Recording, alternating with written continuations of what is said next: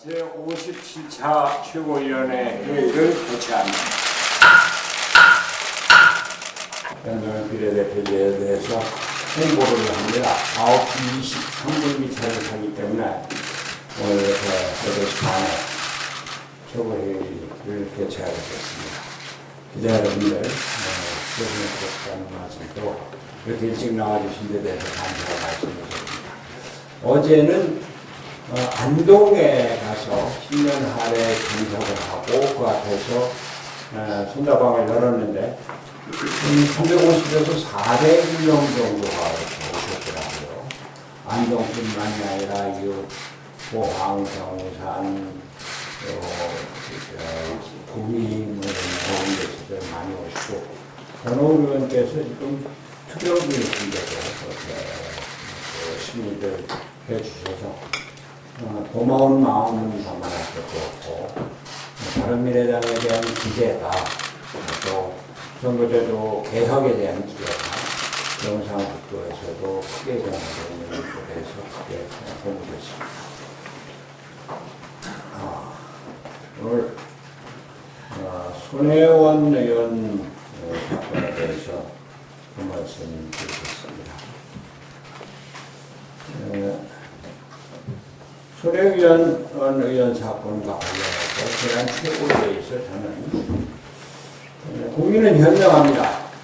당에서 왜 그런 결정을 했는지 청와대를 지켜볼 것입니다. 라고 말씀드렸습니다.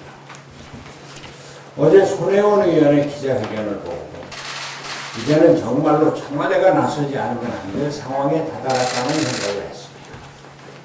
예견했듯이 손혜원 의원은 국민을 우습게 보고 오만과 불성이 하늘을 찔렀습니다. 홍영표 원내대표가 동반 등장해서 당에서는 탈당을 만류했으나 손 의원의 의지가 강해서 어쩔 수가 없었다고 변호를 하는데 거의 없는 행동을 했습니다. 국회의원의 행동에 대한 판단은 법과 윤리 두 가지 측면에서 이루어집니다. 설사 법에 어긋나지 않더라도 국정 책임자로서 윤리적인 측면은 정치인에 대한 중요한 판단의 잣대입니다. 손 의원의 목포 투자 사실이 문제가 된 것은 그가 대통령의 측근이었다는 사실 때문이었습니다. 세상이 다 아는 사실이에요. 대통령 부인의 중고등학교 친구, 문재인 대통령의 당선에 결정적인 역할을 한 사람이라는 데서부터 문제가 시작됩니다. 자신이 문재인 대통령 부인의 친구이고 자신이 문재인 대통령을 만들었다고 떠들고 다닌 사람이기 때문에 이번 문제가 터진 것입니다. 이번 목포 사건도 대통령의 권위를 얻고 다니지 않았으면 못했을 일이었기 때문에 생긴 겁니다. 청와대가 나서지 않으면 안 될 이유가 바로 여기 있습니다. 민정수석의 일은 대통령 친인척과 관련해서는 친인척의 비리를 바로잡는 것입니다. 우리말에 이웃이 4천보다 낫다는 말이 있습니다. 손혜원 의원은 대통령의 친척은 아니지만 세상이 다 알기로 대통령 부인의 절친입니다. 대통령이나 부인이 직접 하지 않았어도 가까운 친구가 호가호위해서 잘못이 일어났으면 청와대의 일로 치부하고 관리했어야 하는 것이 민정수석실의 업무입니다. 2003년 핀란드의 교육부 장관은 국회 대정부 질문 과정에서 자신이 개발이 예정되어 있던 골프장의 회원인 사실이 문제가 되자 그 자리에서 장관직을 사임했습니다. 국가 청렴도가 세계 상위인 핀란드와 51위인 대한민국이 같지는 않다고 하더라도 문화재 관련 사업을 자기의 조카, 남편, 누구의 남편, 친구의 남편 이런 사람들에게 그것이 차명이 됐건 돈을 빌려줬건 또 은행에서 돈을 빌렸건 어떤 형태로든 재산 증식의 방편으로 쓴 것은 잘못돼도 한참 잘못된 것 아닙니까? 게다가 자신의 자산 증식을 위해서 국민의 예산인 혈세를 쓴 것을 뭐라고 변명을 할 것입니까? 손혜원 의원은 검찰에 조사하라고 큰 소리를 쳤습니다. 정권 말기라면 모를까? 누가 지금 검찰의 조사를 믿겠습니까? 조사를 받는다면, 검찰 조사를 받는다면 지금은 특검을 도입해야 합니다.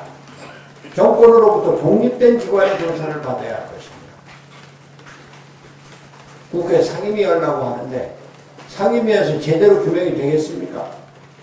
국정조사라도 해서 이 문제를 철저하게 다뤄야 합니다. 국가 기강의 문제이기 때문입니다.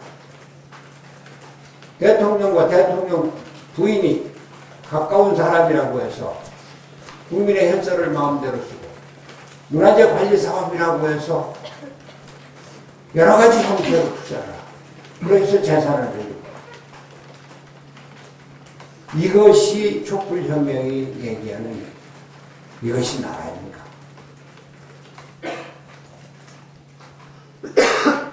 문제는 청와대이고 대통령입니다. 대통령 부인이 관계되는 만큼 대통령이 국민에게 어떠한 입장을 말할지 국민들은 지켜볼 것입니다. 청와대의 무소불위한 권력이 나간 사건입니다. 윤리적인 잘못에 대해서 국민들에게 대통령, 또 민정수 이 사실에 대해서 분명한 입장을 밝혀야 합니다.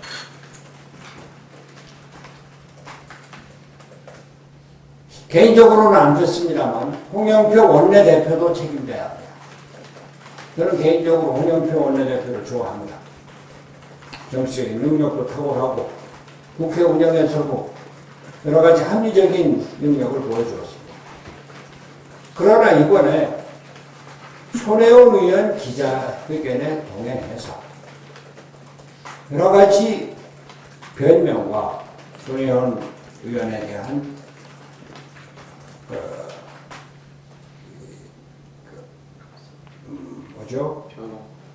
변호를 하는 것입니다. 이것은 원내대표의 권위나 국회의 권위를 크게 손상한 것입니다. 홍영표 원내대표도 거취에 대해서 심각히 고민할 것을 바랍니다. 논란과 관련해서 논란이 계속 끊이지 않고 있습니다. 범체육계 및 각 종목들의 협회들을 보면 성폭력 근절을 위해 나름의 규칙과 처벌 규정 등이 없는 것은 아닙니다. 그러나 처벌 규정과는 별도 각 체육계 내의 제19 감싸기 및 온정주의로 인해서 문제가 더욱 커지고 있습니다. 바른미래당은 이러한 문제점들을 근본적인 부분부터 파헤쳐서 체육계 성폭력 근절을 위한 입법에 적극적으로 나서겠습니다. 그래서 각 체육계 내의 온정주의와 제19 감싸기 퇴행이 더 이상 반복되지 않도록 앞장서겠습니다. 그런데 이렇게 제19 감싸기와 온정주의가 만연한 곳이 체육계만이 아닙니다. 바로 민주당을 두고 하는 말입니다. 민주당은 남에게는 매우 가혹한 잣대로 평가하면서 자기 편에는 한없이 온정주의적인 모습을 보여주고 있습니다. 춘풍 추상, 지기 추상, 대인 춘풍에서 비롯된 말입니다. 노영민 비서실장이 취임하면서 청와대 간판을 걸었다는 춘풍 추상의 이 말을 민주당이 스스로 바로 새기기 바랍니다. 야사당이 1월 임시국회를 소집했지만 민주당은 여전히 묵묵부답입니다. 민주당은 민의의 전당인 국회를 식물국회로 만들고 있고 여당의 당리 당략을 구현하는 장소로 만들고 있습니다. 이러한 무책임한 행동은 국민들이 우리 정치를 더욱 불신하게 하는 요인이 되고 있습니다. 더욱이 당내 온정주의로 인해서 자정 능력까지 상실하고 있습니다. 우리 국민은 이런 모습을 보려고 민주당을 문재인 정부의 여당이자 제1당으로 만들어준 것이 아닙니다. 민주당은 조속히 임시국회 의사일정 협의에 임하고 1월 국회 소집에 동참해야 합니다. 또한 도덕적으로 문제가 되는 인사에 대한 온정주의를 버리고 강력한 징계를 내려서 국민 앞에 반성하는 모습을 보여야 합니다. 이상입니다. 최근 연일 혁신성장을 강조하고 있습니다. 그런데 혁신성장이 무엇인지 아무리 생각해도 모르겠는데요. 네이버에 물어보니까 창조경제와 차이가 없고 뭐하긴 똑같다고 합니다. 정부는 17년 12월 혁신성장회의에서 초연결 진흥화 스마트팜, 핀테크, 신재생 에너지를 또 작년 10월에는 혁신과제, 성장과제로 비의료기관 원격 혁진, 공유경제 규제 완화, 산업구조 고도화 또 금년 1월 회의에서는 데이터, AI, 수소경제 등 3대 플랫폼 경제를 활성화하겠다고 합니다. 이게 혁신성장입니까? 기재부 혁신성장 포털에 들어가 보니 혁신성장을 우리 경제사회의 구조와 체질을 근본적으로 바꾸고 사람 중심의 경제를 실현하는 성장 전략으로 정의하고 있습니다. 대통령은 18일 울산에서 2030년 수소차 세계 시장 점유율 1위를 하는 것이 우리 목표라고 했습니다. 그 전날 산통부는 공식 브리핑에서 2040년까지 점유율 세계 1위 목표라고 했습니다. 하루 사이에 10년이 당겨졌습니다. 대통령은 현대 수소차 홍보 모델을 자처하면서 수소차를 문재인 정책으로 육성하겠다는 의욕을 보이고 있습니다. 이전 정부에서는 전기차를 지원하여 충전 인프라가 훨씬 많고 전 세계적으로도 2017년 동안 수소차는 17년 한 해 동안 6,400대, 전기차는 110만 대가 팔렸습니다. 그런데 왜 갑자기 수소차인가입니다.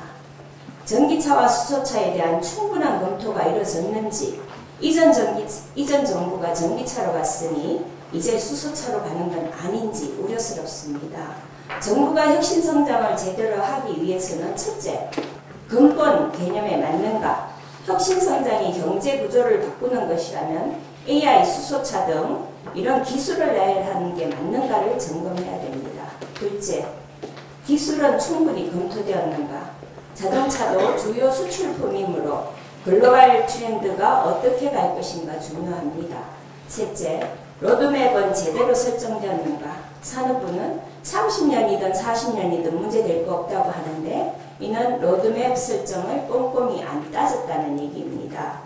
혁신성장은 구호로 되는 게 아닙니다. 적어도 국민의 삶과 직결되는 국가정책은 청와대의 가이드라인에 맞춘다든가 주먹구구식으로 세계 1등을 외쳐서는 안 됩니다. 혁신성장이 그 허술함과 허망함으로 국민을 배신하지 않길 바랍니다. 소득주도 성장처럼 낙제점이지만 소득주도 성장은 낙제점이지만 혁신성장은 좋은 성과를 기대합니다.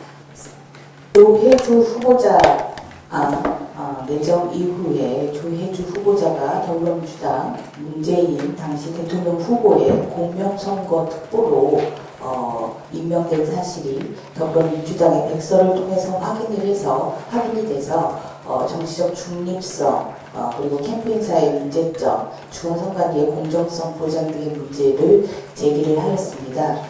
그러자 더불어민주당과 후보자는 공명선거 특보로 활동한 사실이 없다. 행정착오다라고 이야기를 하면서 이에 대한 사실 확인서 그리고 변명을 하고 있었습니다.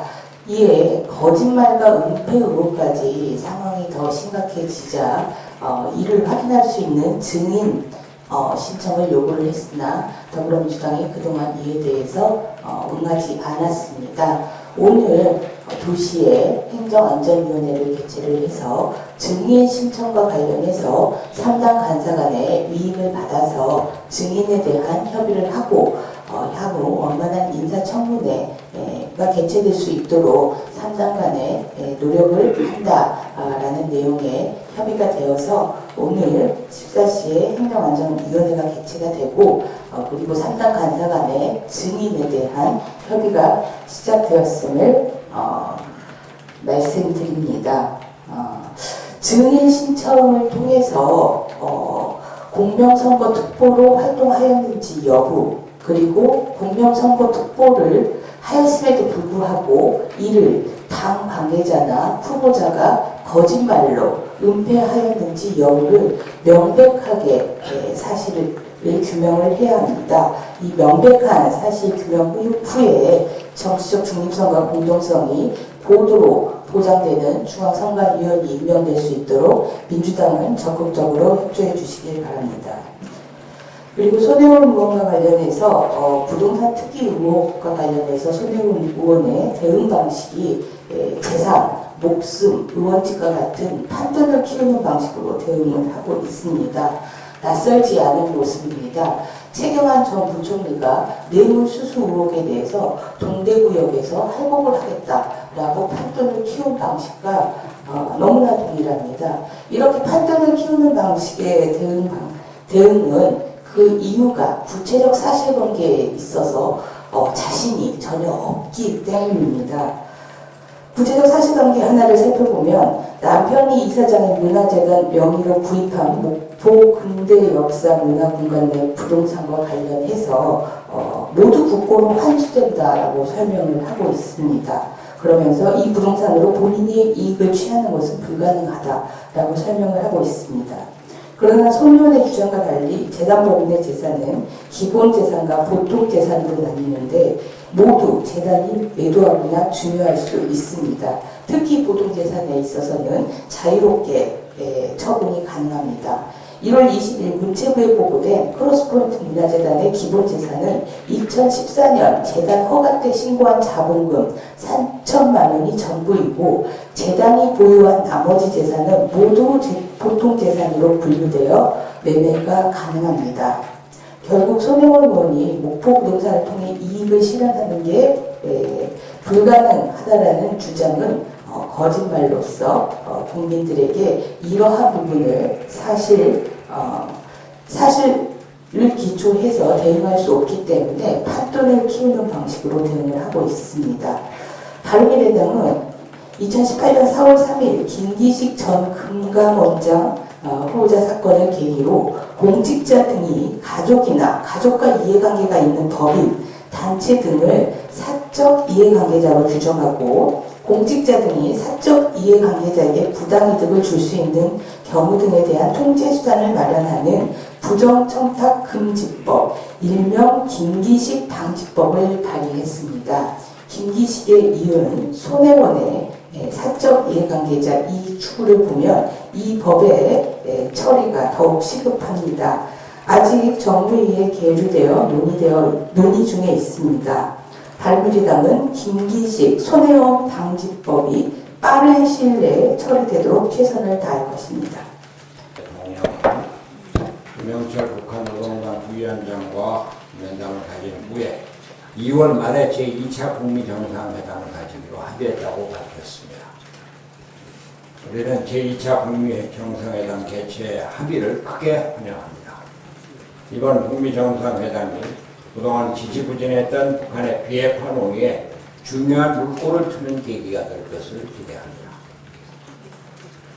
그러나 한반도 평화는 제가 항상 얘기했듯이 거스를 수 없는 대세이지만 시간이 걸릴 수밖에 없습니다. 워싱턴 포스트도 이번 북미 정상회담 합의를 두고 김정은의 또 한 번의 전략적 승리라고 평가하고 있습니다. 북한이 그동안 실질적인 비핵화 조치 움직임을 보이지 않은 상태에서 제2차 북미 정상회담을 이끌어냈기 때문입니다. 지난 1차 북미 정상회담이 구체적 비핵화 프로세스에 대한 내용이 없어 빛 좋은 개사구로 평가되었던 것과는 달리 이번 2차 북미 정상회담에서는 북한의 실질적이고 구체적인 비핵화 조치가 합의되어야 할 것입니다. 현재 스웨덴 스톡홀름에서 북미 정상 실무 협상을 진행하고 있는 남북미 협상 대표들의 역할이 더욱 중요해졌습니다. 아직 해결되지 않은 일들이 많다는 보도가 있습니다. 정부는 조급하지 말아야 합니다. 현실적으로 미국이 스스로 대북 제재를 해제할 것을 기대하기 어려운 상황에서 우리가 다시 과속하여 빗장을 열었다가는 다시 논의가 후퇴될 수 있기 때문입니다. 어디까지나 미국 그리고 국제사회와 공조를 맞춰서 남북 교류를 확대해 나가야 할 것입니다. 지난 8일 김정은 위원장이 시진핑 주석을 베이징에서 만나 2차 북미 정상회담이 실현될 경우 과감한 비핵화 조치를 표명할 계획이라고 밝혔다는 언론 보도가 있습니다. 매우 고무적인 소식입니다. 바른미래당은 2차 북미 정상회담에서 북미 두 정상이 북한 비핵화에 대한 실질적이고 구체적인 조치를 합의해서 한반도 평화의 전기를 마련할 것을 우리 국민과 함께 간절히